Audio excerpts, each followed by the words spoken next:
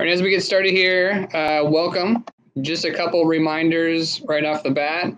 This webinar will be recorded, and we'll share this link out. It'll be on YouTube, as well as the list. If you got an invitation, we'll share this link, the recording link, out to the list, so everybody can catch up. If you need to leave early, feel free, and we'll get caught. Additionally, we'll take questions at the end of the presentation. So hold your questions if you would, and we'll review them and answer them. We've got pretty good audience this afternoon, or this morning, I guess, for us, or wherever you're at. So we'll try and get to as many as we can. Always open to questions via email afterwards. So feel free. If you don't have time or we don't get to your question, we'll try and get back to you if we can. So to get things rolling here, welcome to the most recent in our webinar series for the Titanic Survey Expedition. We're really excited to be sharing this one with you guys.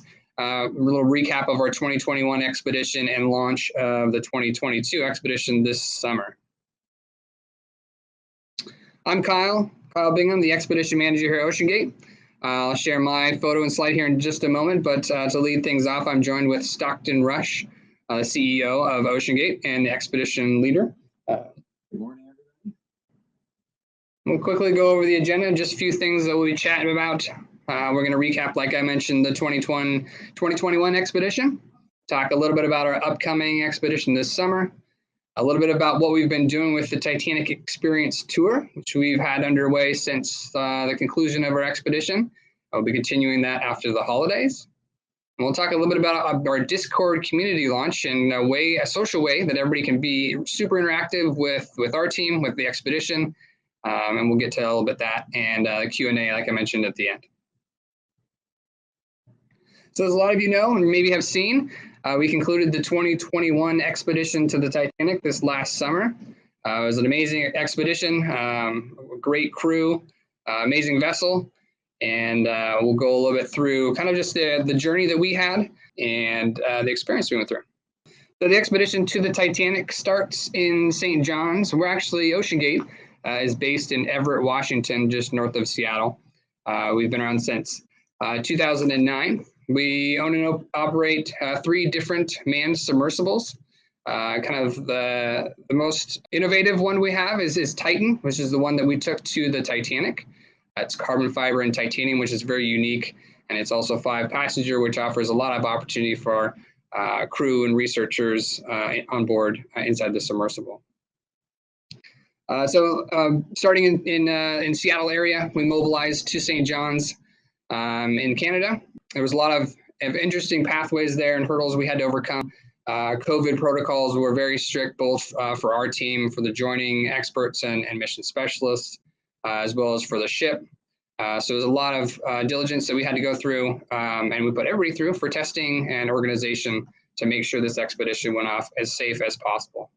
In St. John's, we mobilized everything, bringing the sub, the platform, all of our equipment, containers, workshops, everything on board. We also had a pretty major integration system with the vessel, with this ramp.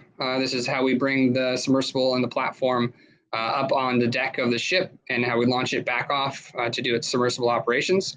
So we did do some testing of that the first several days of the expedition at the dock side. Got a majority of the kinks worked out. And the ship itself, a little over 300 feet long, about 80 feet wide, 8,100 tons, a great, amazing, beautiful platform for congregating, for accommodations, for workspace, and just a couple years old, 7 years old, I think the vessel is. So yeah, just beautiful ship, a great platform for us to operate from. Once we got everything mobilized, organized, we went underway. The steam from St. John's out to the dive site is around 380 miles. It takes about a day and a half. It's a very busy day and a half, and actually a really exciting day and a half, as we have our researchers and scientists and our team, the mission specialists that join the expedition, to get all spooled up, get trained, get their hands dirty and hands-on with the submersible and the operations, and get all the training necessary for the dives to come. So it's quite the steam out there, but it's a beautiful, beautiful ride once you get off the shelf. out into the deeper water and get into position. Out at the dive site, we're fortunate to have some great weather. These last few years of planning for the Titanic expedition, we've done some weather studies and really tried to target the best weather windows at the dive site and launch our expedition during that time. We'll continue to do that as we do expeditions for years to come. But this is just a little example of one of the things, somewhat surprising, but it all lined up in what we had planned and hoped. If you can see, this is just one of the screens that's on board the ship and the bridge. The bottom right corner there, the seawater temperature was 25 C, so just around 77 degrees Fahrenheit. So it was actually quite tropical. We saw mahi-mahi and a lot of interesting fish and wildlife swimming around the boat. And every time we went out to the dive site, to the Titanic site, we did a memorial. So one of the important things that we really put forward with our expeditions, with our planning, is thinking about where we're going, thinking about the lives and the people who were touched by the Titanic, those that lost their lives, those that survived, those that helped build the ship, and all those from the past to the present. And we take some time to think about that, to say some words, and really respect where we're going on these expeditions and how important the place is that we're visiting. So as we made our way from St. John's out to the dive site, that began our series of missions. These missions, around 8 days at sea, we steam from St. John's, like I said, out to the dive site for 5 days on site and steam back. We replenish the ship, we bring on some more new experts and mission specialists and head back out for another mission. And this last summer, there were 5 missions in total. So with that, I'll hand it off to Stockton a little bit, who's going to recap some of the missions that we did, some of our destinations, and we'll look at a few more photos of the expedition. A little bit of recap. So on mission 1, we had some damage both to the platform as well as parts of the sub. We did not get a significant dive out. We did some shallow work. On mission 2, we got down to the debris field. And we had a challenge with one of our thruster pods. I take that back. On mission 1, we did get a 1,700 meter dive out, and we had one of our electronic control pods, we found out after the fact, had some water incursion into the cabling, which is a relatively common occurrence in deep sea vehicles. Unfortunate, but we were able to fix that. On mission 2, we got down to the debris field, and we had a problem with a battery system. We used the same battery that's used on Victor Vescovo's full ocean depth submersible. So we had some confidence in it, but they've had similar challenges. So we were able to get some great help from our friends at Triton Submarines, put us in touch with some of their experts, and were able to diagnose that quite well. But we did get down to the debris field and I'll show you some pictures from that on that dive with 5 of us on board. I did all 10 dives of the mission, 6 of which were got down to the Titanic and the debris field. On mission 3, we had a dive to 3,400 meters where we experienced, again, an additional battery problem, had to come back up. And then fortunately on 4 and 5, we were able to get a good number of dives out. On mission 5, unfortunately, we got weathered out, but those are the ones where we got to spend quite a bit of time on the bow. So I'll go through some of these pieces as we move ahead here. So here you can see we did a dive brief at 8 o'clock up on the bridge, and then the dive teams you can see lined up on the platform were there. We did, while we are able to launch and with the design of the platform and recover with the platform in tow, so we can use any ship. With this ramp, we actually were able to load on the ship and then launch the platform and submersible down to the water, and then would sink the platform and launch as we normally do and recover. We did recover one time at sea because it was rough, and after we had experienced the damage from the first run, we decided to tow back with the platform. You can see here we would run the platform at the end of the tow and then sink it, and then go off and do the mission.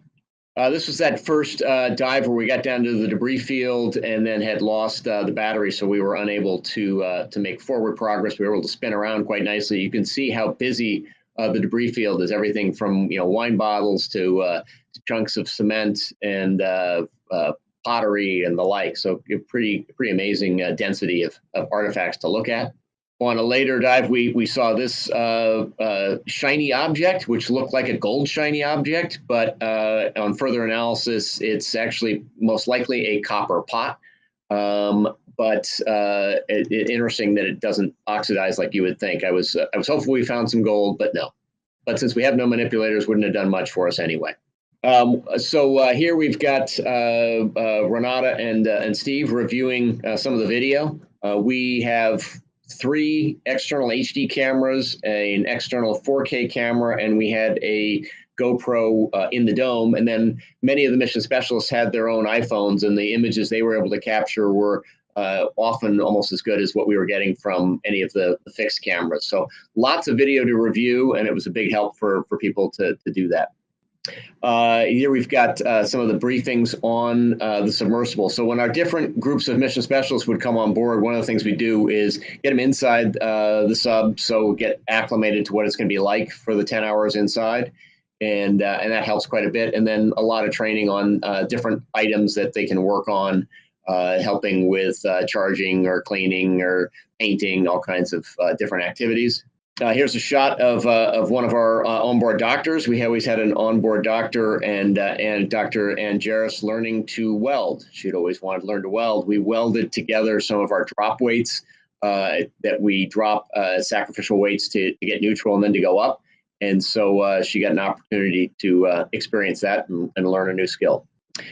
Great conversations, at breakfast, lunch, and dinner. So we really were fortunate to have not just a very interesting group of mission specialists join us, but here you have David Concannon, his wife Kim in the background, talking to Renata and Gary Philbrick, 2 mission specialists. David is the expert on everything Titanic and legal, and led Jeff Bezos's expedition to get the F1 motors from Saturn V from Apollo 11. So just great conversations. We had P.H. Nargeolet, Roy Golden, a lot of experts, and a lot of fun. Again, this is a group right before we headed down. Got lots of pictures of the team. Here you're looking at the communications pit, where we have both the tracking and communications in the bridge. So we're sending up text messages and getting text messages down, and then there are 2 forms of communication and 2 forms of tracking. Turned out we needed that. Sometimes one tracking system would work and another wouldn't. That could have been sensitivity or where we're located on the hull. And the same with communications. One was quite good at shallow depths, one was good at deep depths. So worked out well to have lots of backups, which is generally the motto on all things deep ocean. As I mentioned, here's the image, having this giant viewport in the front. It's over twice the size of any viewport on Alvin or Shinkai or any of the other deep diving subs. And so we were able to both have mission specialists stick their head in it. It's concave, so you can get your head inside that dome and have a full, you don't even see the edges of the image. We were also able to have all 3 mission specialists in the dome with their cameras, getting views. Really turned out to be an excellent viewport, and also because it's located in the front and not down by someone's feet. Here's a image as we're coming along the deck of the bow. Here is the anchor. For those of you who are familiar with the Titanic, one of the features is that's normally 60 feet off from the bottom of the hull, so you can see that the bow section has plowed deep into the mud. Since it's only a few feet above that. The anchor is about 10 feet tall. One of the many great bow pictures that we got. One of the things I found to be amazing, this being the first time I'd been on the Titanic, I've done a lot of wreck dives around Seattle and in the Gulf of Mexico. When you get down deeper, particularly in Seattle, you'll see sort of a muddy outline. You get a little bit of color with the sea anemones, some orange and white anemones. On the Titanic with the rusticles, the oranges, reds, blues, and greens, as you get closer and get the light on it, were just stunning to look at. This is the forward mast that collapsed over a decade or more ago. You can see the hole there where the crew would come out to the crow's nest, which has fallen off. It is continuing to collapse into the forward cargo area. So we got some great images of that as we made several passes over it. This is where the ship's bridge was. So that object is the telemotor, which had the ship's wheel. That is gone, either eaten by the wood-eating boars or fallen off. You can see the array of plaques that have been left by different missions over the years down there. As we've tried to point out extensively, we did not pick anything up, nor did we drop anything off. So we are just looking and just filming, but you can see in years past quite a bit of added plaques of merit. This is one of the reciprocating engines from the aft section of the wreck. We will be publishing a video of these reciprocating engines. They're about 4 stories high. And again, very beautiful in the colors. That video should be out in about a week. That'll be posted out on social media and be available premiering on YouTube. It was one of the few things on the stern section that was recognizable. So the stern section was very hard to get bearings as to where you were, as opposed to the bow where you've got windows and it looks like a bow, and the stern hit much flatter, much harder. Apparently assumed that it had some implosions on the way down. So it's a much more mangled space, but these reciprocating engines are so gigantic that they and the fantail are sort of obvious landmarks. The rest of it is quite hard, except for the experts, to tell exactly where you are. Big celebration when we came up. It was a dry vessel, so this is Martinelli's or something like that. But we all had a great time. It was, as you could see in my first slide, it took us many cycles to really iron stuff out. When you go on an expedition, and one of the things we make sure everybody understands is you never know. We got lucky on weather. We didn't get as lucky on some of the mechanicals. We're taking this year to really beef up some of those. We're going to make some changes to the ramp, and we've made some changes to the sub. And hopefully we'll get lucky on the weather as well. But it's a huge accomplishment when you can actually get to the destination. And in fact, a lot of expeditions come away without getting to the destination. We have briefings every morning at 7 a.m. and evening at 7 p.m. and go over different activities. We also had briefings while the dives were underway, where our experts gave presentations, as well as some of the mission specialists chimed in with some of their experiences. So a lot of fun there. And then here's a picture of us all. Typically, we had about 50 people on board, 18 ship's crew, and then roughly 30 plus of both mission specialists, experts, invited guests, and Ocean Gate crew. And at the end of every mission, we got a great group photo. And with that, I'll hand it back off to Kyle, who'll talk a little bit about this coming year's expedition. So yeah, Expedition 2, back to the Titanic, will begin late May. We'll go over some of the dates, important dates here in a little bit. Would love to kick things off for our second expedition with a video here. I'm going to jump to the video, and this should play for everyone. Enjoy.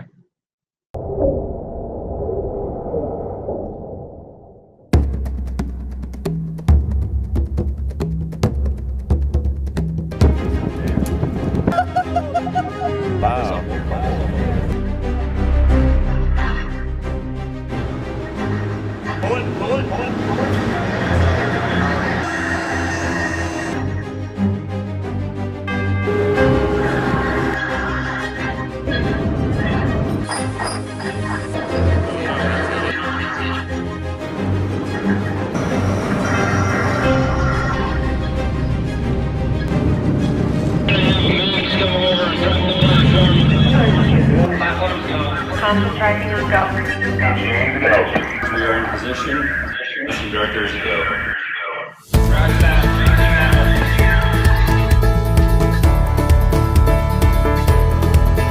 Range 275 meters after 3 o'clock.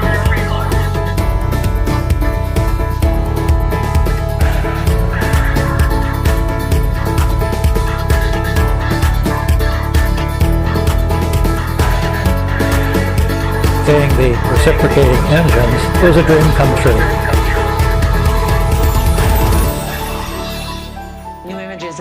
Titanic more than 2 miles below the ocean surface.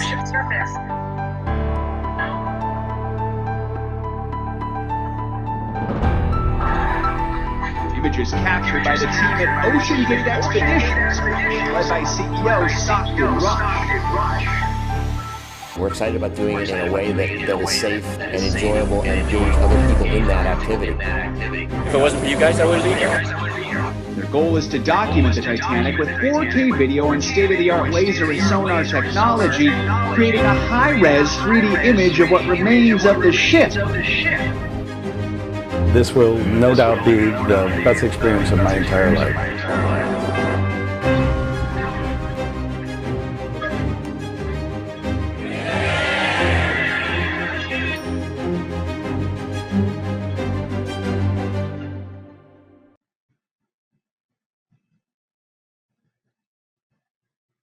All right, well, hopefully that played well for everybody. If not, you can find that on YouTube, our YouTube channel for that video, and a lot more like it.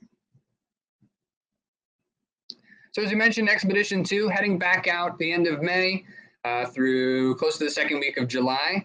We're excited that a lot of the same group will be out on board. We'll have returning experts, PH, as well as Rory, David Kincannon, who Stockton mentioned, and Dr. Scott Perzynski on board.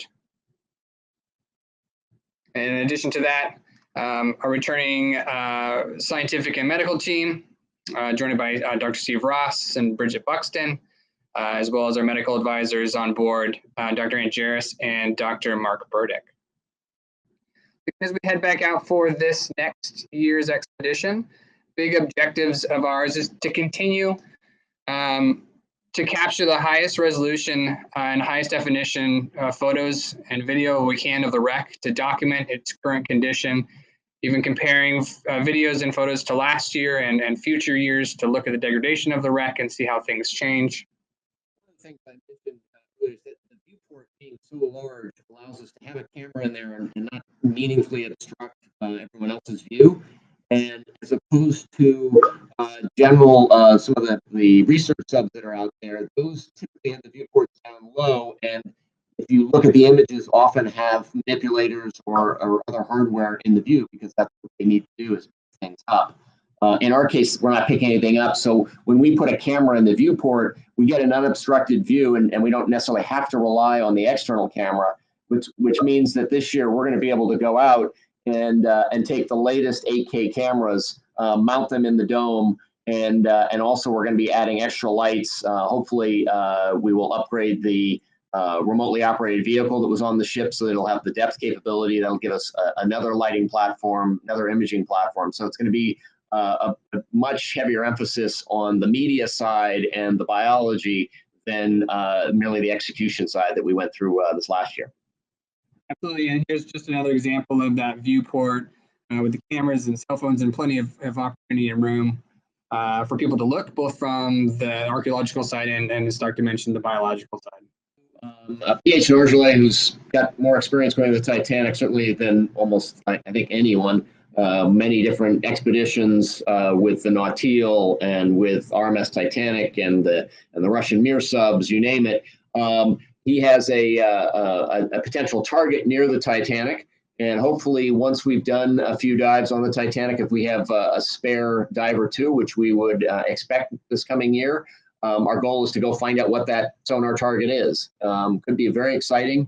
We don't really know of any other ships that are reported to have sunk near the Titanic site, but it definitely, from what he was able to determine on a prior mission, seems to be a shipwreck. And so looking to do that, maybe also do some dives on the continental shelf, see some of the deep sea corals that exist there, or even the transatlantic cables that go right by where the Titanic is. So hoping that as we get a number of dives on the Titanic, we'll be able to do some more. Since we have this next year, we're planning on only 6 mission specialists per cycle, means that we will have 5 dive days to get 2 dives minimum on the Titanic.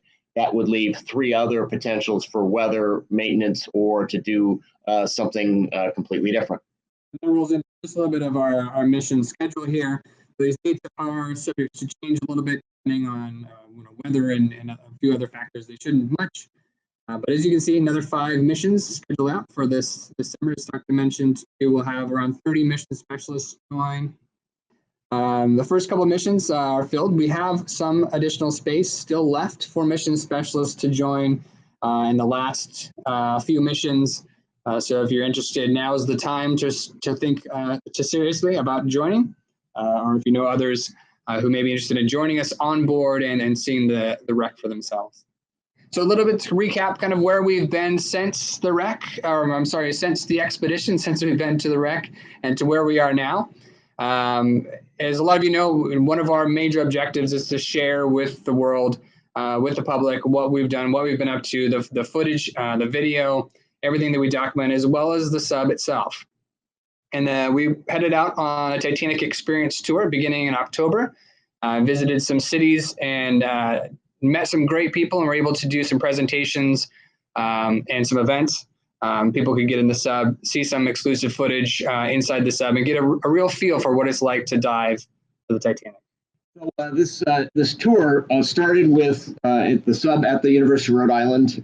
We did a bunch of folks through the sub. You can see here we removed the viewport and replaced it with a 4K computer screen, and played the actual images that we had recorded on the GoPro camera that was in the dome. So it was identical to what was experienced in the sub. I think that was great for people. A lot of students went through here, a lot of professors, administrators, and the like, and it really helped us sort of this first stop refine how we got people in and out. We brought this platform, which we got pretty good at assembling, and then we moved on from there to Groton, Connecticut, where we did a same type of event, but we did it in a hangar, which seemed to be a good location for that. Worked out well with the lighting and had an evening event there. We went from there to Greenwich, Connecticut, where we were at the Greenwich Water Club. Was a great location, had a lot of their members come out, and again, able to run them through the sub. From Greenwich, we went to Detroit. And in the Detroit area, again, back in a hangar, and again, similar way to do the lighting and the like. And then lastly, we ended up at in Lake Forest near Chicago at the Gorton Community Center. This was great help from one of our mission specialists, David Wad, who is next door to the facility, and it's a great spot. They had a lot of their members come out, and really was the high point of the land tour portion of what we're doing this year. As we move forward, we're going to looking at these locations and dates, subject to some adjustment. We're working with different partners in these cities, and these locations will not be with the sub. It's as you can imagine, a significant logistical and labor and everything else headache to move it around. To say nothing of you're always exposed to transportation and setup risk. So what these sites will be speaking sites. I will show up at all of them. We may have a PH join us, and we may have Scott Perezinski join us for some of these. But we'll be doing private events. And if you're in any of these cities and want to be invited, you probably will be if you're on our list. But certainly reach out and let us know. Or if you have groups, community groups. We did a school group in Detroit, was great. Gave a presentation at the Lake Forest Yacht Club. I mean, there are a bunch of locations like that, and we're always open to those suggestions if you've got somebody or some place that you think it's worth our giving a talk. So one thing we will be announcing likely next week. We've been working with a group out of Los Angeles, the team behind a Discord project called the Heart Project, which supports artists. It's been very successful. If you're not familiar with Discord, you might take a look at it. It's a wonderful community building site, and incorporates elements of everything from Facebook to Twitter to Instagram. We are going to migrate a lot of our content over to Discord. It'll still be available, but when we do early releases and the like, we'll be doing it through this Discord site to be called Titanic Exploration Club. Titanic both being a noun or an adjective. So really want to migrate and build a community on Discord, where you can have chat rooms, you can have meetings. It's really set up for community building, and we'll be making a huge push with our partners on building this site up. We have Roy Golden has agreed to help us on some moderation and bringing in other members of the Titanic community, so that maybe they find this to be a good place to do early releases of intellectual property, of content that they have out there, or join in some of the Ask Me Anythings or other events. So this should be a big thing coming out again next week or slightly after that. And love to have you guys check it out. If you can set up a Discord account, it's quite simple and an interesting social media site. It's also one of the things we wanted to mention is one of the things we're looking at doing this next year, and we'll probably announce this in the next couple of weeks, is having one or more contests, typically where people would submit why they want to explore or why they want to go to the Titanic, and then we would probably down select that and do a little bit of a raffle kind of opportunity. But we understand that $250,000 is not within the reach of a lot of people, and there are a lot of folks that I think would really gain experience and be great for our team and our mission specialists to spend time with. So with the reduced number of mission specialist spots, that allows us to do some work with some of the First Nations communities in Canada that we've talked to, and bringing some of their band members out as interns. It allows us to bring more experts and researchers, but also will allow us to do something that makes this accessible to folks who may not be able to fully support what we're doing, but love to keep the community larger. And that's our goal, is to really expand awareness of the deep ocean, and in using the Titanic as the hook to get people excited. Our hope is that through this Discord exploration site, as well as our other social media efforts, that we really get people thinking about all the great things to explore in the ocean, and build out an exploration-based community. So with that, we'll go to questions and answers. Please, we've got quite a few people online, so we'll try to get to as many as we can. I think one of the questions we saw a little bit earlier on, when we looked at the debris field mission once, was a question if we took it all. The answer is no, we don't actually collect anything. We don't have manipulators on the sub or samplers. We just take photos and video, and don't actually recover any artifacts. Question about moving to Discord and Titanic related NFTs. I just encourage you to check out our Discord community and check out the server when we launch it. And there'll be a lot of exciting announcements on there to take a look at. Question about lighting on the sub earlier too. We currently have 4 deep sea power lights that are roughly 10,000 lumens apiece, so 40,000 lumens of continuous light. We have 2 lights related to our subsea imaging 4K camera that also strobe and then put out close to 100,000 lumens when we take stills. So we have a fair amount of light on the sub. We are looking to add at least 2 more of the deep sea power lights and extend them on lengthy arms, probably 8-foot extensions. And then we will have hopefully the ROV with quite a bit of light. So light is the most important thing for getting good images. I think that's the microphone that's not very happy that is making this bleeping noise. Are we on the microphone or the computer mic? It's not detonating, but it might soon. Question of the price increase. It was actually the price was $150,000 before we went. And that was all sort of introductory, because there was a lot of risk that our mission specialists incurred, and the ones who were with us have been great for the last 3 years. We've had, as many know, issues with the sub, with the ship, with weather, and so that was the introductory for that first most difficult mission that we just got done. Moving forward, we did raise it so that we could reduce the number of mission specialists and increase the probability that we don't have a weather delay. We did have 1 weather delay on the 5th mission, so 3 mission specialists did not get down to the Titanic. Give us one moment. We're going to try and troubleshoot the audio here. If you've been with us for the presentation, we've had a few hiccups here with our microphone. So stand by 1 sec. You guys, can you still hear us with the audio? Let me know in the comments if you can still hear me. This is Kyle. Sounds like you can. Okay, we can hear. All right, we apologize for that. So we had a couple questions. Another question again about the artifacts, and we're definitely not in the salvage business, nor do we want to disturb them. That is not a conflict. There are pros and cons on why you should bring things up, and we're not going to weigh in on that.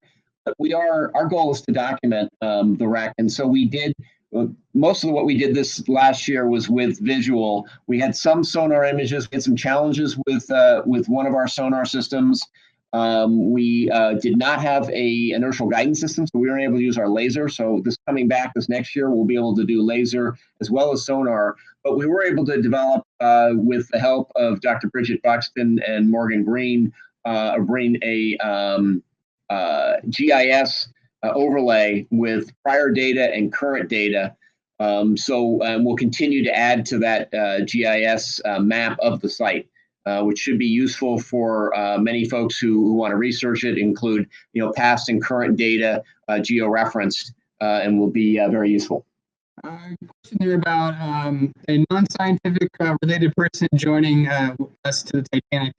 And the answer is absolutely yes. I mean, that's a lot of what we're trying to do, is open the ocean, open these expeditions to civilian scientists, to adventurers, and really, offer the training before the expedition begins, as well as on board. So you don't really need any previous experience with submersibles or research. A lot of what you're going to get as a mission specialist happens on board. So, a question about what happens if we get weathered out.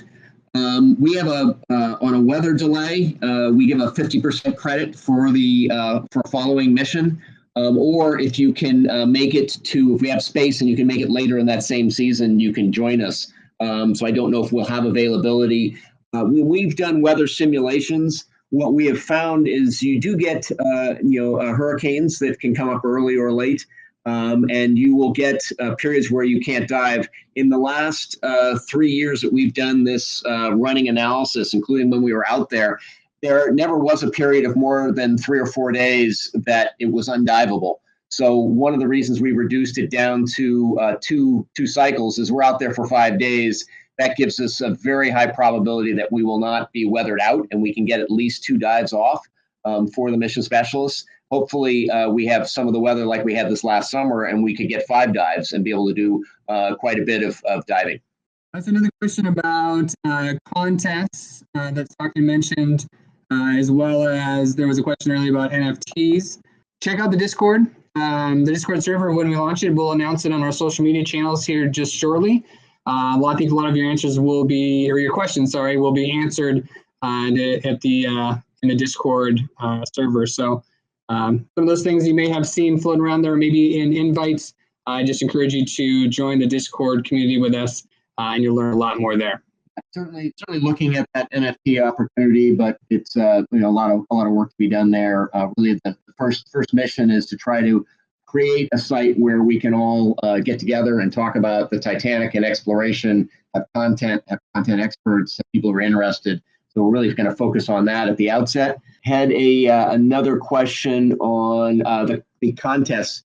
Yeah, so we are, we've looked at a raffle. That's there are challenges there. When you raffle something of value, you can it can be considered gambling.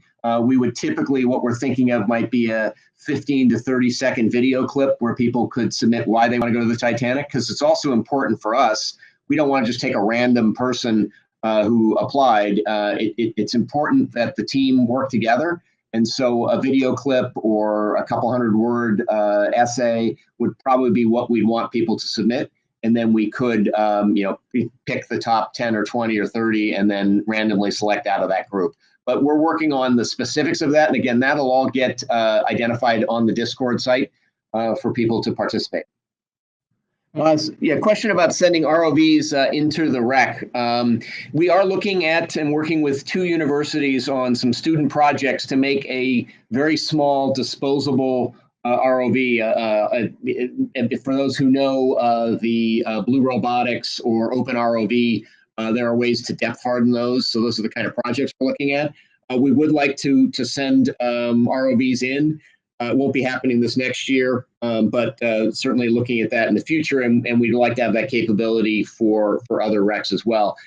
For an example, we came on the stern. I would have loved to have gone in and looked at the at the props, but the stern is falling away, and that just wouldn't have been safe. So there are areas of overhangs that the sub won't go into, and as well as obviously getting into some of the interior reaches, as James Cameron and others have done. So we'd love to do that, but that won't be in 2022, probably 2023. A question about a deadline for signing up. If anybody's seriously interested about joining the 2022 expedition, I'd encourage you to come with us quickly. There has been a lot of interest. We do have people already committed to 2023 to join. Like we mentioned in the earlier slide, there is some space remaining, but we do expect that to fill up pretty quickly, if not by the end of the year. Exploring the stern section, yes, we will continue to explore the stern section, as well as more on the bow and the debris field. While we did some work in the debris field, we didn't do a full survey there, and there are areas in the debris field that have been less viewed. PH has been great help on that, and being able to look at different sections. So every year we will plan to do the bow, the stern, and the debris field. Try to hit the same sections so we can tell year to year how much they're changing. And then every year maybe try and reach out, particularly in the debris field, into areas that we've never looked at before because it's so massive. But on the bow and the stern, we do want to visit those every year because one of our primary goals is to be able to assess the degradation of the wreck and document it. And that's going to require that we go back to the same location with the same kind of equipment and the same kind of angles so we can do relative assessment.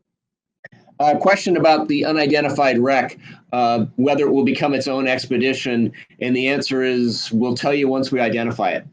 So, it's an add-on. Our primary goal is to get to the Titanic and to document it. As I said, I'm assuming we're going to have fewer of the equipment problems and hopefully equally good weather, which would give us this opportunity to go do some exploring. And that would be a site. There are some seamounts nearby that also would be exciting to dive on.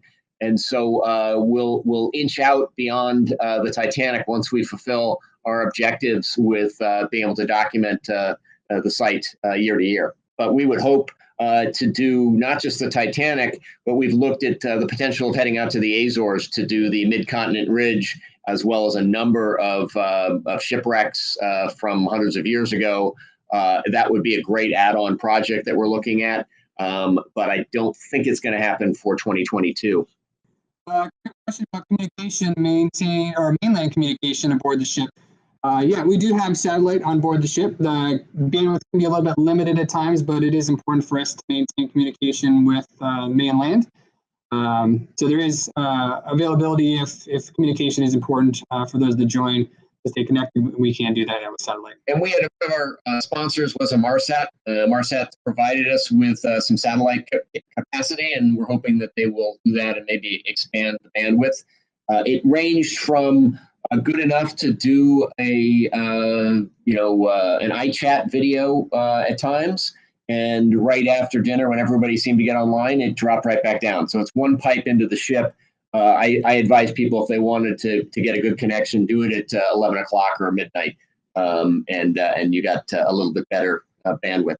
And if there's an emergency, the ship has its own dedicated channel. So when we had missions going, we ask everyone to stay off the Wi-Fi, and if we have something else, we have a secondary system to call and get support. All right. Well, with that, feel free to submit any other questions as they come up. Our social media channels are there on the screen, as well as our website, oceangateexpeditions.com. Feel free to reach out with any questions or comments. And again, thank you. Thank everybody, some of the people on this call who joined us on the expedition, as well as the communities that have supported us. And this wasn't possible without all of you. And I know some of you have been hanging with us for quite a while. So thank you again for joining us. And thank you again for supporting these expeditions.